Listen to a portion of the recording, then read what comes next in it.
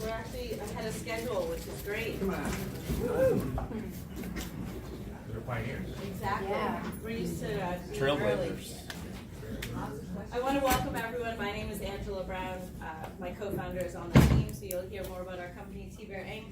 But this is the Cannabiz Pioneers. Local cannabis business leaders share their emerging business opportunities and secrets. Not too many secrets, though.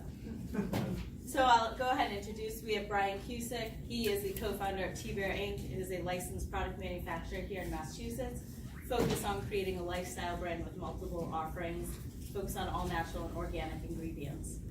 Brian has a facility located in Wareham, which is 8,500 square feet, so he's looking to be one of the largest producers in the state.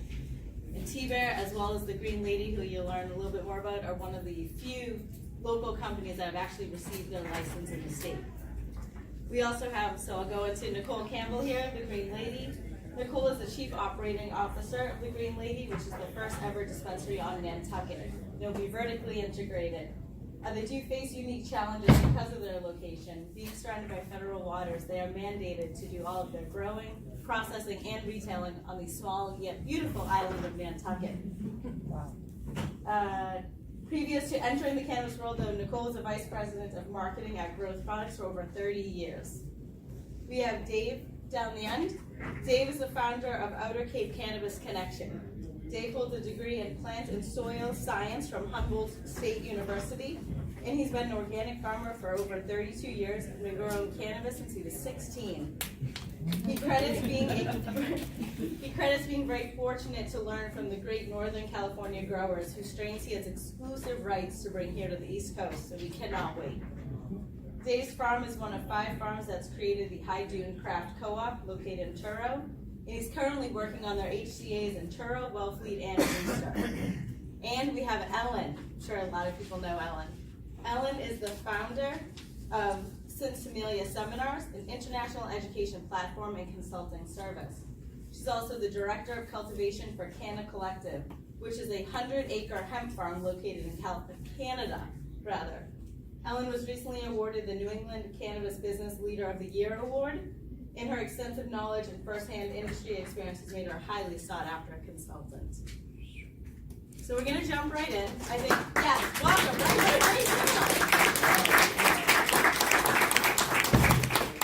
So we're going to jump in. I guess we can go down the line, start whichever way, but I'm sure a lot of people are curious. What was your aha moment? Everyone has had, I guess, jobs outside of the cannabis industry. We're all emerging in this together. What was the aha moment where you decided to give up normal business, give up everything society has told you to focus on, and jump into cannabis? Brian, I can start us off. So, as Angela said, we're co-founders in TBear Inc. And my aha moment was very well matched with hers. And it was growing up and being a proponent of cannabis and quickly realizing the wellness benefits into my later 20s coincided with legalization here in Massachusetts, and really was spurred into this industry by the lack of quality and consistency on the edibles marketplace and what was commercially available at the time, and really wasn't matching of lifestyle or meeting cannabis as a wellness product, and realized this was something we were passionate about and something that we wanted to bring to marketplace and really embrace cannabis for what it is, truly a wellness product for all walks of life to adopt as our lifestyles. My aha moment, I guess, was when I was in California. I helped, a lot of us helped work towards Prop 218, which was the first medical usage allowed in the country. And that just kind of was like, wait a minute, we can maybe do this legally someday. And that was kind of my aha moment, and I've been dreaming of greenhouses full of pop plants ever since. My aha moment happened when I moved back from also Humboldt County, NorCal. And I had worked in a dispensary for 2 years, and within that 2-year time I had gone from being a trimmer to being the manager and a lead cultivator. So I was also making all the byproduct, all the tinctures, all the topicals. And when I moved back home, I realized that there was a true need for education and for how to make these products here in Massachusetts. When I was in the United States Air Force, I was a teacher, so I married my skill set of cannabis knowledge and already being a teacher, and the Sinsemilla Seminars was born. I think it happened when I was still at Growth Products. I had the opportunity to go around the country and work with cultivators in other states where it was legal. And at that time, Massachusetts was rolling out its laws, and I was watching what was going on in Massachusetts. And I thought, you know what, this is a good place to try and get started and branch out. So I left my other job behind, which I don't miss for a second, and I'm enjoying this thoroughly. Awesome. A big, I guess, a common denominator that we continue to hear about, and I think it was echoed from when I asked the panel what they wanted to discuss today, was the amount of opposition that's going on in Massachusetts. And I think we can confidently say, specifically here on Cape Cod.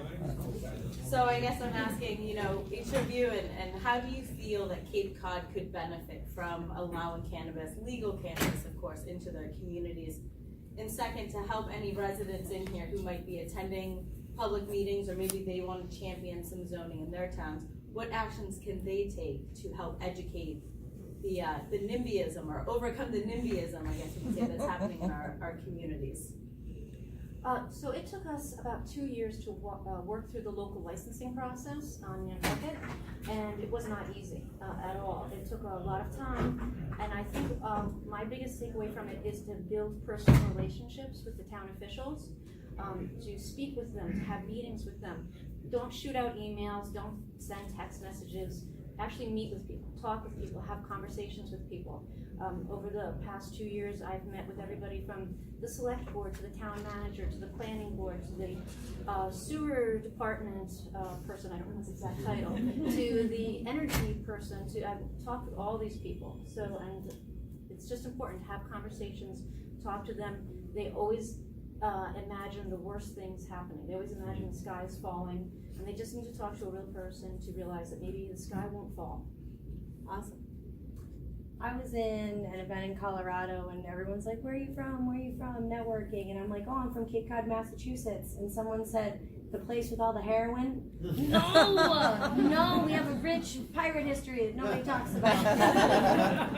It's the only place this goes to the land, but seriously. Can we talk about that? We need to be known for something here on Cape Cod. We can attract so much with our already wonderful tourism. We know that we're a seasonal kind of town where a lot of people make their yearly income within those summer months.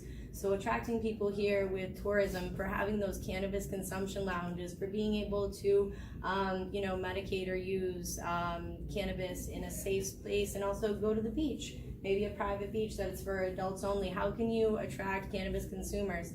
And also, there are things like bud and breakfast, so you can rent your house. Has anybody heard of that? There are house rentals where you can rent your house and it's a 420 friendly house. I think we've all had that problem when we go to look for a place that we can rent. No smoking, no smoking, no smoking. 420 will actually have a legal ounce already ready for you. Oh my, we're going here. So I would go here. So how do we attract tourism is a big thing for me here on Cape Cod. How do we get those tourists to come back and also combat that opiate epidemic at the same time? Because we all live here. We all know what's going on.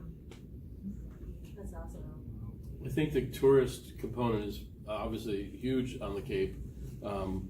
The knowledge base from my side of the cultivation side, there's a lot of growers in the farming industry and the nursery industry that have been farming for years and have farms, albeit not very many in Cape Cod. They do exist, and if we could get those farmers an opportunity to, enhance their income a little bit and offset it by growing cannabis legally and getting it to the market and getting it to the tourists, and hopefully that tourists will see your brand, consume it at the beach, remember that moment, and then go back to their hometown and have that same brand possibly in their local dispensary. Will be a nice way to keep Cape Cod's memories there, and we're going to try to key in on that component a little bit. But I think the job opportunity for a livable wage in the cannabis industry is huge, and to be able to bring young folks back to particularly my town in Truro, which is really getting out financially out of reach for most young folks, giving them an opportunity to have a year-round job that's an affordable living wage, I think is a real benefit of this industry, and one that hopefully the NIMBY people will begin to realize it's just as important as restaurants and other aspects of our tourist industry. Absolutely. In regards to overcoming some of those NIMBY challenges in the actual communication process with the town, I would echo what you're saying in regards to making it a very personal process. We set up lots of meetings with town planners, administrators, select board. Went out there and really educated on them on what we were trying to do with TBear Inc. They really don't understand, still to this day, many communities still don't really understand the different verticals of the business and what they truly can offer. Obviously retail has their implications with being a public facing business, but for a manufacturer, for us, it's really revenue creation and job creation. Really want to echo what Dave was saying here in regards to the ability to create jobs for a region that's been really decimated for job generation and retaining young talent here in the Cape region. I think that's something that we could really go to your local officials and talk to them strongly about. This is an opportunity. One, obviously the revenue generation is a great opportunity, but really creating longevity for communities, and obviously the opiate epidemic here as well. You're seeing huge inroads being made with the treatment of opiate addiction and overcoming some of those challenges from the cannabis space as well. So really echoing what my fellow panelists had to say here. It's something that I think will bring a lot of substantive change to the Cape region. If you live in a community where there is a ban or moratorium, or maybe there is some zoning but it's really restrictive, don't be afraid to get out and start a social media group or a Facebook group. You're really seeing as many of the Facebook opposition groups that are rising up. There's also the proponents are using social media and creating that message and bringing the like-minded people together. So if you're a like-minded person, there's many in this room, make sure you guys connect and let's move cannabis into all communities on the Cape Cod. So one thing I want to ask. If I can make one point as Sure. a person who lives in Wareham. The importance of going to town meeting. Most of us live still in communities that have town meeting, and let me be clear that the opposition of people, the NIMBYs, are at town meeting They show voting. And so it's important to go and say, this is a job creation, and this is year-round gainful employment that many of us, as the fishing industry continues to shrink, as more and more industries are moving out of state. Mm-hmm. It's important to keep our kids here. Exactly. Yeah, and make sure you organized. stay till the meeting ends, because we're seeing a lot of things happen at meetings too. So stay all the way till the end. Be the last one to walk out. Yeah, know the parliamentary rules. Yeah. So I guess that brings me a hurdle. Community host agreement is a huge hurdle. Other than that, what has been, I'd say, the biggest hurdle that, and it doesn't have to go to everyone, but that each of you have felt you've experienced, and how did you overcome that hurdle? Wow, where do I begin? No, it's challenging. It's really difficult to get through it.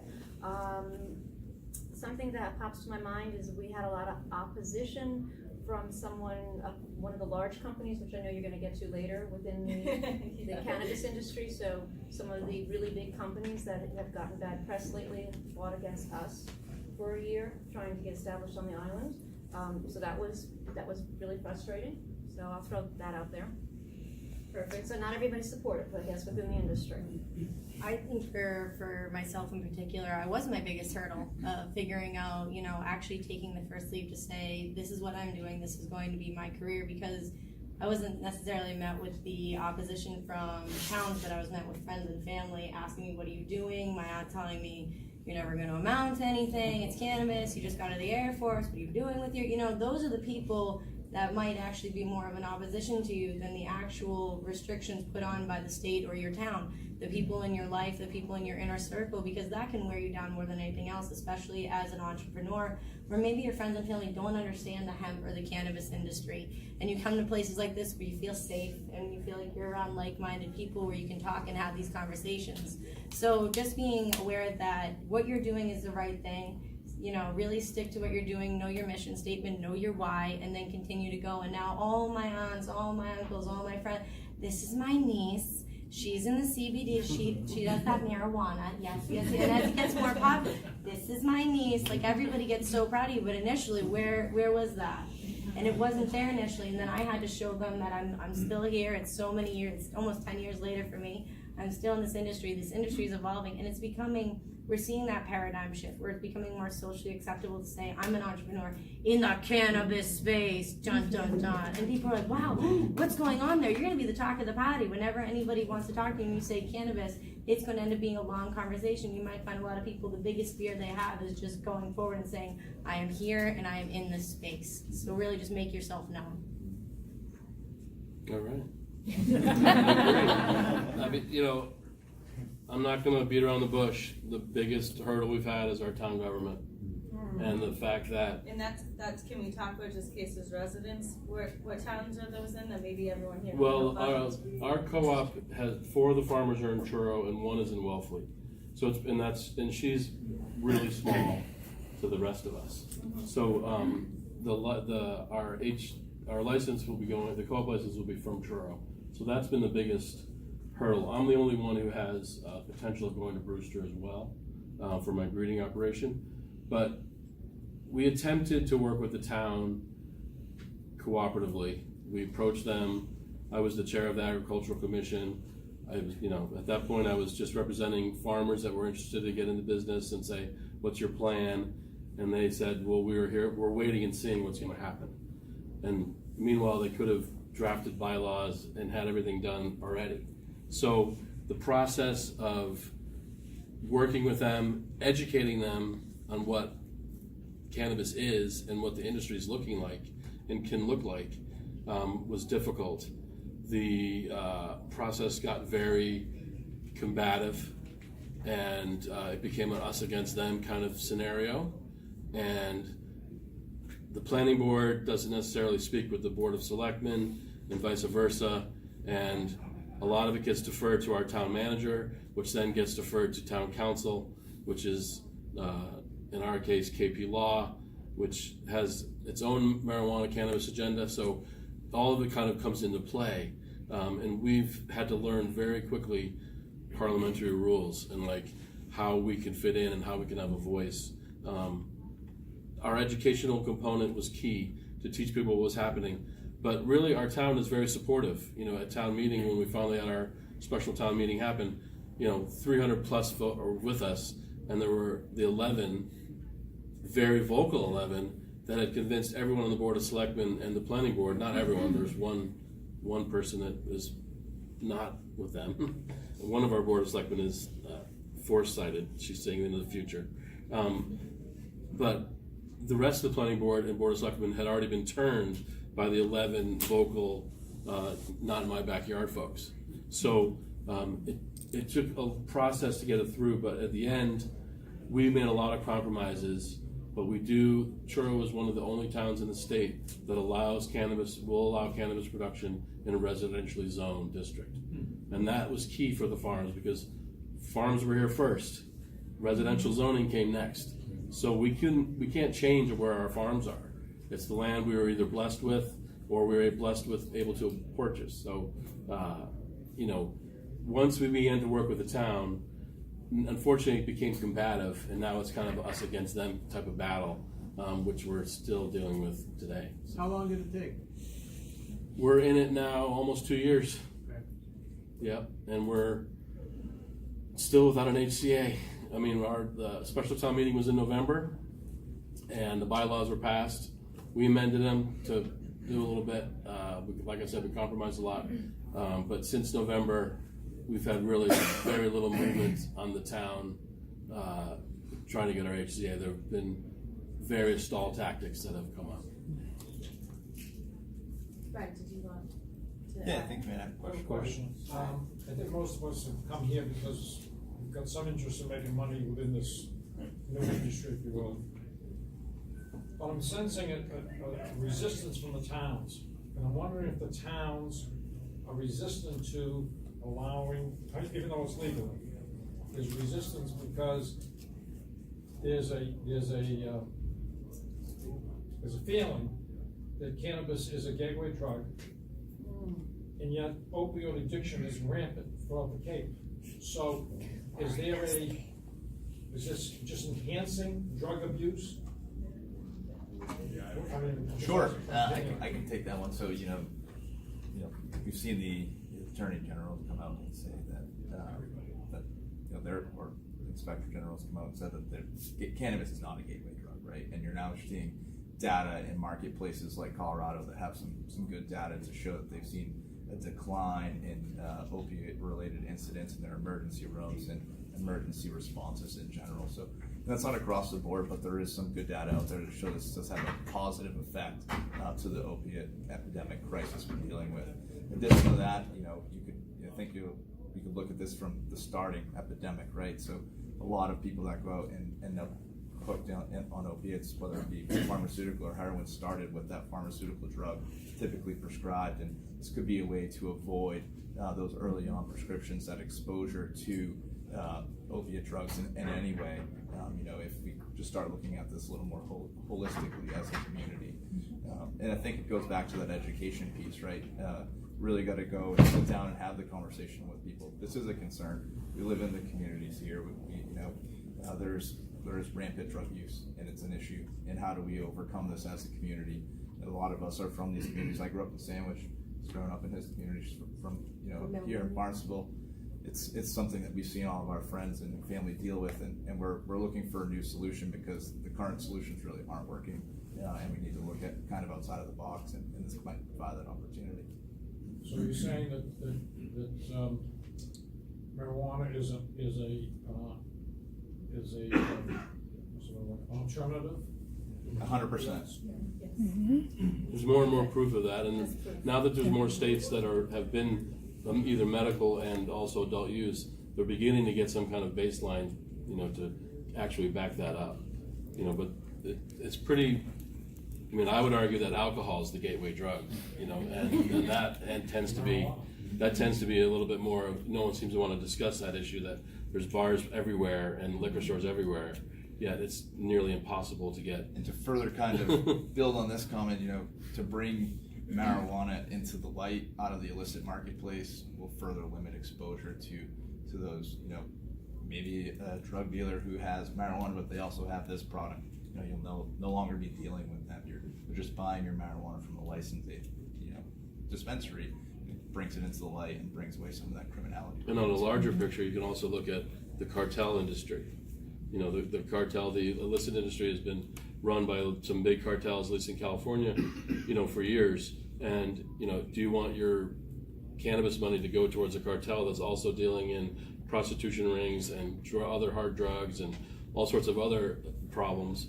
It would be better to have a safe, tested, reliable source that we can, at 21 years old, and go out and purchase, and hopefully get the diversion from the youth, out of the picture a little bit. One last question I want to propose, and then we'll open it up for questions at the end, if that's okay, is to just curious, so I'll kind of wrap these ones into two. We continue to read huge headlines of huge acquisitions happening all over the United States for millions, if not billions of dollars. And then here we have local entrepreneurs who are actually out here doing it. And funding is a huge hurdle. I know we didn't hear it, but I say for TBear, funding is the #1 hurdle that we are faced to overcome. Where do you see the businesses coexisting? What do you see the future of Massachusetts, especially for the little guys, I'll say? I think because I was head to head with one of those companies for quite a while, they are not very nice people. They rub people the wrong way. They're aggressive, assertive. They annoy people. So again, being a personable person, talking to people, having conversations, being a nice person, being a real person from the town who lives there, who's a resident, makes a big difference. People really do appreciate that. We did get support from the town of Nantucket because we're a family business, and they would really like that. They really do understand the concept about big businesses coming in. Nantucket's the one who didn't want CVS in there, and they don't want Starbucks, and they don't want any chain stores. So that was very important to them, and that worked well for us in the sense that we're obviously not a chain store, and some of those big companies want to become like a chain store. MedMen, they're not in Massachusetts, I don't think. But it's a chain. They are. They're actually coming right down But here. it's a chain store concept, so Exactly. I think, We have Anyone want to add? to make sure that we're there, that we're vocal, that when the Cannabis Control Commission in particular holds meetings, that you're front row and center, making sure that they know that they need to continue to advocate and keep the small entrepreneur in mind, and that if they don't, we are going to get dwarfed by these larger companies that have multi-million dollars that I simply do not have. And a lot of us don't have, especially since we can't get the startup, and we can't get the banking, and we can't get the investors, and we can't get the federal funding. So with that, it is really like a grassroots movement. And here on Cape Cod, where we have so much opposition, where certain places aren't allowed to open up any recreational shops, or you're not allowed to have the manufacturing licenses in these places. These are things that they need to know it's a problem, and that you're causing jobs to be lost here on Cape Cod. Jobs that could allow for somebody to live here on Cape Cod. Myself right now, I do a lot of consulting in the States, but I also am doing some consulting in Canada, because they'll have me. Cape Cod won't have me. If there's not a job with my specialty skill set, I have to go where the work is, if the laws won't allow me to actually do my job here. So that's why you have to make sure that with whatever it is that you want to do as an entrepreneur, look at, will your state, will your town, will your city allow it? The license that we're looking to obtain is called the Cannabis Craft Cooperative license, and it's based on the traditional model of a co-op, where farmers can get together and utilize each other, we could share equipment, employees, there's all sorts of stuff like that. So it was based, Julian Sear and Sarah Peak, two of our representatives from the Outer Cape, worked with my partner who passed away, but they created this model after a shellfish model in Falmouth, and brought it to the legislation, and that license now exists. That license is very broad. If you read it, we're not just allowed to cultivate, we're also allowed to obtain, process, manufacture, transport, and now with the social use component and the pilot project that the state's going to unveil, you'll have to either be a micro business license or a craft cooperative license to be able to do the social use component. So right off the bat, this umbrella license we have is actually very wide open for a lot of things. And it doesn't require a lot of capital to get into it if we can pool our capital and work with our needs. And like I said before, there's a lot of knowledge from farmers and nurserymen already here. Like, we've been growing plants for a long time, we know how to do it. So for the state to give us the opportunity to get a license that's a little bit more equity focused and not just the corporate model, and they're not going to demand that we have $500,000 vetted in the bank to get this business off the ground. I think that for Cape Cod in particular, that craft cooperative license is probably really a good one to get, because it's so broad and you can do so many different things under it, and that the fees are cheaper. There's a lot of other things that they've reduced the barriers into the industry. So if we could capitalize on that part of the business on the Cape, I think that opens up a lot of opportunities for people like yourselves who are looking to get in the industry. Don't overlook the craft cooperative license, because it's typically viewed as a cultivation only. It's really not. It's much broader than that. We can't own any other licenses. So you get one and that's it. You're done. Where you can have three in any, you can have three in any sector. But so we're a little restricted that way. But co-ops, like they've done, can work together, collaborate with your neighbors, and that's what we're planning on doing. So it's an option, I think, to get in this industry without quite as many hurdles as these two that you guys have done. In regards to kind of competing against some of these larger, well-capitalized businesses, I'd say, don't underestimate yourself, right? These are our communities. That goes back to that locality, and being able to show up to the meetings and be there and have that personal relationship and lobby on your own behalf. And yes, it's time consuming and not everybody has that ability, but organize with your local like-minded individuals and have them come out and advocate on your behalf. They're not going anywhere. They're going to be here. I think it's really focused on who you are, what makes your company important, identifying weaknesses on your team and bringing in those specialists. And you don't need a lawyer to do everything for you in this industry. It's many people make it appear. You can go out and do a lot of these negotiations on your own. We negotiated our own host agreement. It's 3 pages long. It's not complex. You have to find the right community. You have to be willing to work a little bit more diligently because you may not have those capital, you may not have the connections that lobbyists can get you. And it's really comes down to, you know, understanding your strengths, being able to pivot and be nimble in the marketplace, and bringing in team members to help you achieve your goals. Awesome. A lot of sweat equity, I imagine you could say. It's a lot of the work you don't get paid for, but in the end, hopefully it pays off. I want to be cognizant of time. We do have a couple minutes for questions. I wanted to open up with you. I apologize there. I said like sort of a comment and a question. I've had a lot of success building relationship with the chief of police, and as challenging as that might sound, was what moved the needle on my host community agreement. And teeing up that conversation with a lot of the statistics about the opiate epidemic resonates here, as well as when we talk about the regulations out there around security, you know, telling them, you know, you're often safer at a cultivation site or dispensary than you are when you leave.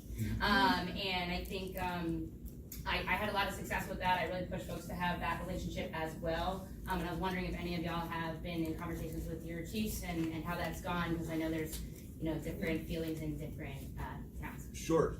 So I would say that Wareham has been an exceptional community to work with, from elected officials to you know, fire and police. It goes back to that education piece. They're all interested. They understand this business is here. They can't deflect it anymore. So that, you know, providing them with as much positive information about your business and the industry as a whole, and find that local advocate, right? So, you know, we found somebody, an elected official in Wareham, that really became our champion at the local level, and came out to meetings and said, hey, you might want to go speak with these people in town. You know, they're opposing this, but I think if you went and had a sit-down conversation, it would go a long way, and it did. And I think that, you know, creating those relationships and really finding that local champion inside the structure that you're trying to negotiate with, and, you know, have them advocate on your behalf. And our town manager has blocked all of our requests to meet with the police chief, the fire chief, and the health, you know, board of health agent. We attempt every week or two. We request a meeting with them, and she forbids us to speak with them until, I guess, she's ready. Those are the two sides of the coin. So Yeah. communities that are not far from each other, that fall under the same jurisdiction, are having completely different experiences, and hurdles are being put in the way for some that are not others.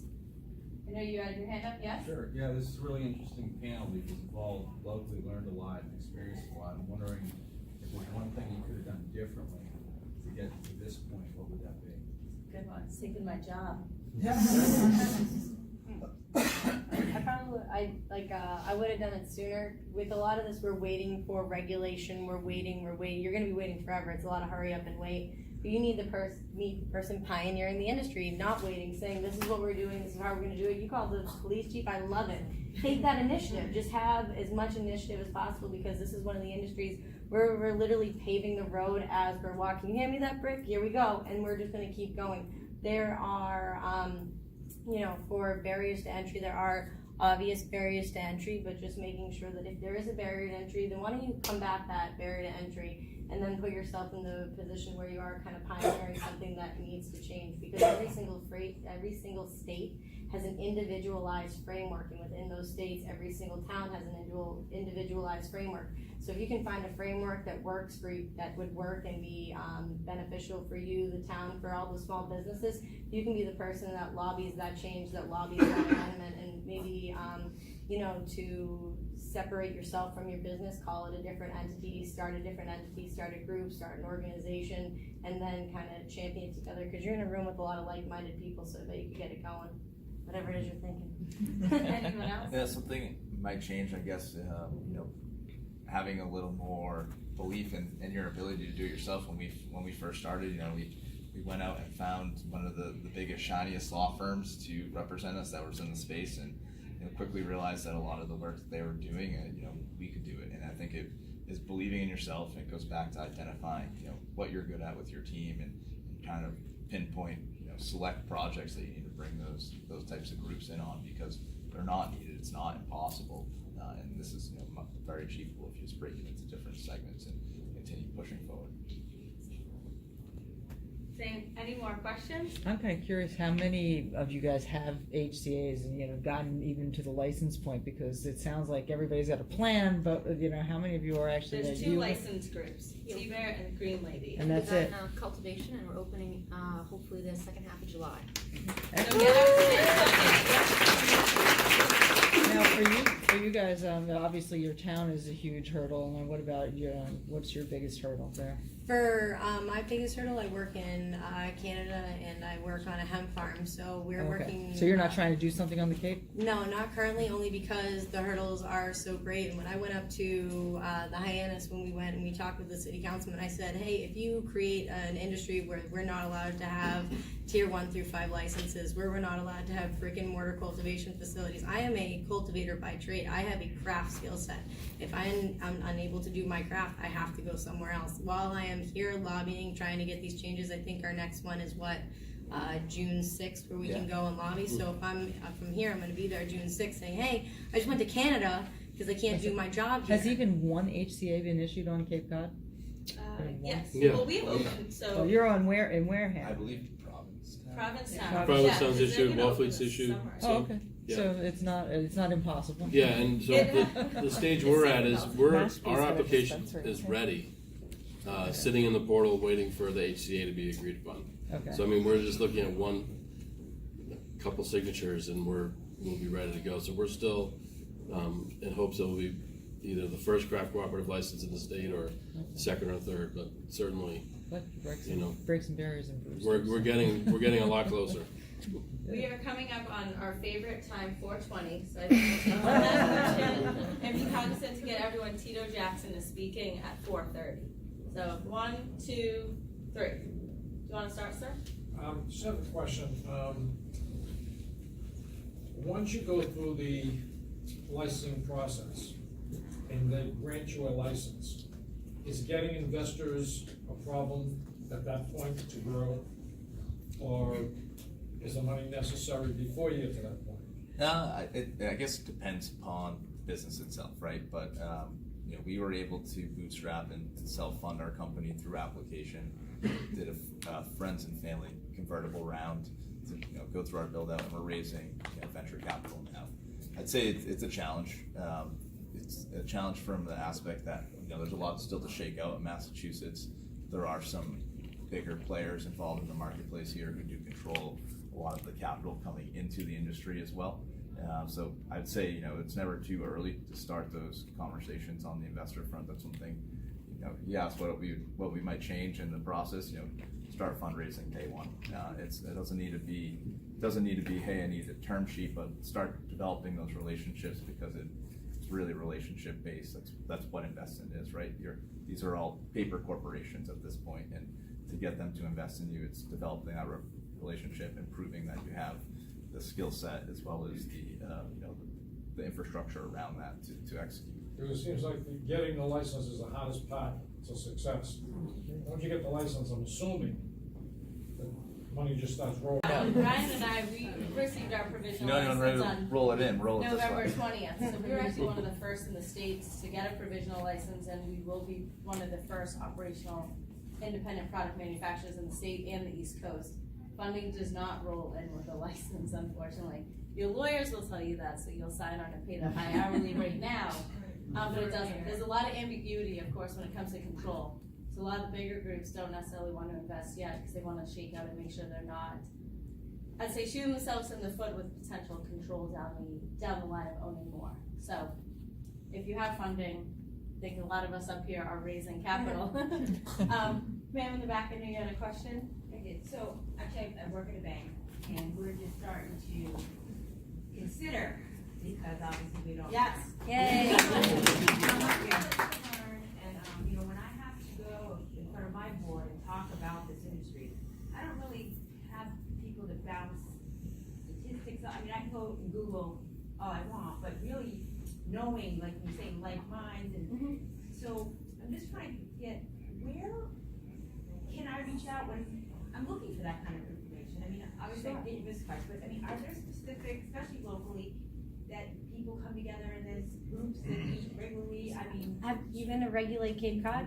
That would be a good one. We switched to the name though. What's our new name? I think it's Cape Cod Cannabis now. Cape Cod Cannabis, new, improved, doing better, flashy. How would people find out? Facebook, website? Yeah, Instagram. Cape Cod Cannabis, we have monthly meetings the first Monday of every month. There's one in Hyannis, June. Yeah, I think the next one's in P-Town, isn't it? I don't Traffic know. And then we're having, on Thursday, those of us on the board of that group are having some visionary meetings so we can look to see where Cape Cod Cannabis, it's kind of like, I kind of equate it to like the Chamber of Commerce of Cannabis on Cape Cod. You know, we just, like-minded people just trying to push and help each other through regulatory and town bans. That's how Cape Cod Regulated started. But Spencer Knowles, is that it? Yeah, Spencer Knowles. He works for Siri Natural. I think he was talking in another one of the panels before. He's in the hallway here, but you might want to speak with him because him and his partner Adam kind of started the ball rolling with this group. So it's there, it's up and running, and there's a lot of The same thing as you're educating, but we need to educate our board members. Yeah, Okay? yeah. We're willing to take a chance, and that's gonna start off real little, then as things change. I would The say other specifically for you to reach out to the Cannabis Control Commission. They're, Yeah. you know, they're really looking for banks to get involved in the space. It's something that, you know, a service provider that's needed and it's lacking, and they'd be happy to, you know, have you in. The tiers, you know, you have like, okay, so the services, that kind of business. Yeah, I mean, even cash management is challenging, you know, just to have a place to deposit your daily cash. I mean, there's very few banks we can work with, and there's other entities that, like Safe Harbor, you hear about them? Yes. Safe Harbor Solutions, I think it Yeah. is. So they're like a national company that works through a bank. So you're actually doing the banking with them, but it's through a bank. And I believe the one in Gardner is that way. They are, yes. You know, when you pick up the phone call and call Century, they're like, well, that's going to be $60,000 a year fee to do business with us.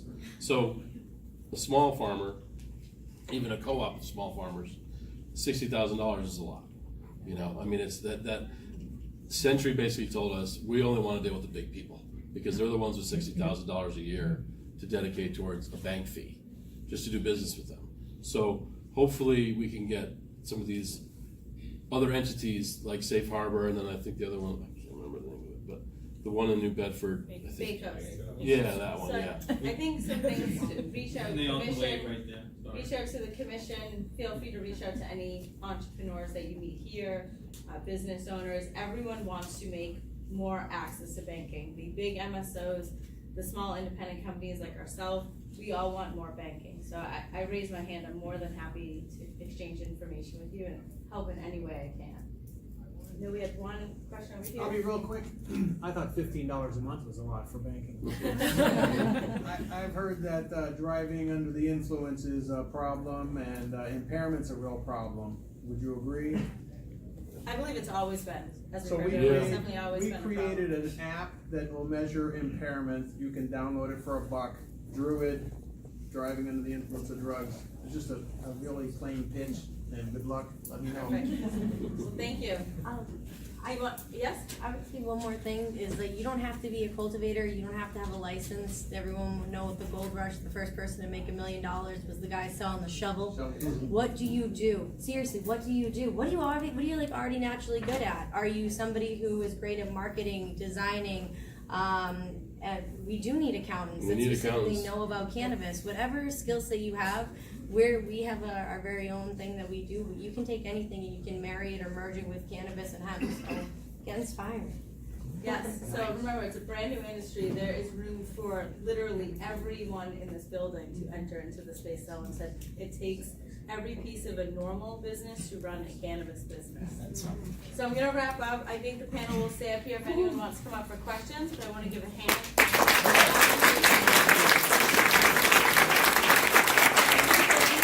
For making it possible for small business to know that they have a place in this industry as well. Thank you all for your time. We also have some